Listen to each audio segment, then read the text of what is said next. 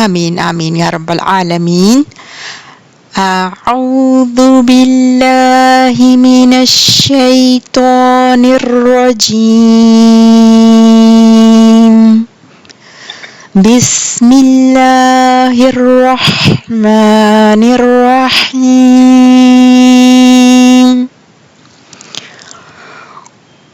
قل لا يستوي الخبيث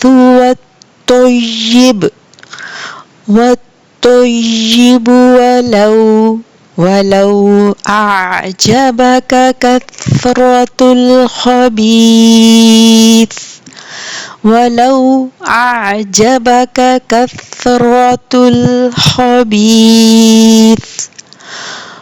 فاتقوا الله يا أولي الألباب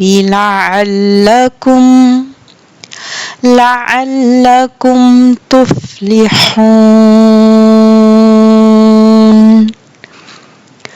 يا أيها الذين آمنوا لا تسألوا عن أشياء إن تبد لكم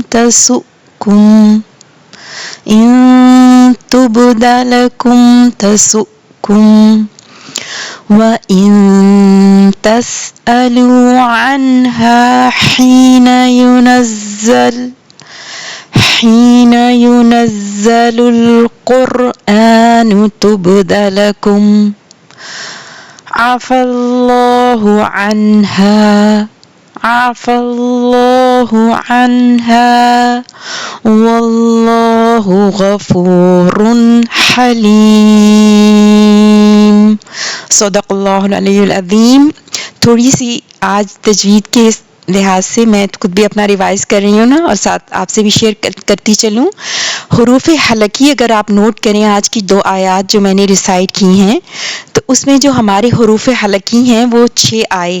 حمزہ، ہا جو سینے کے پاس سے ادا ہوتے ہیں اقصی الحلق سے، پھر وسط الحلق سے عین اور ہا، اور ادنی حلق جو منہ کے قریب ہوتا ہے غین اور خا.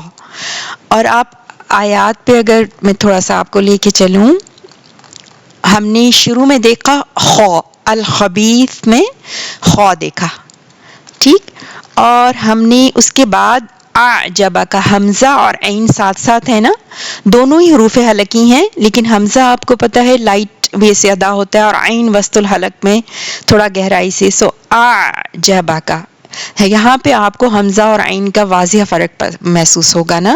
پھر الخبیث میں پھر خا آیا. اور ایک اور بات آپ غور کیجئے کہ جب نون ساکنہ اور تنوین کے بعد حروف حلقی میں سے کوئی آتا ہے نا، تو ہم اس نون اور تنوین کو پورا کرتے ہیں، پورا پڑھتے ہیں.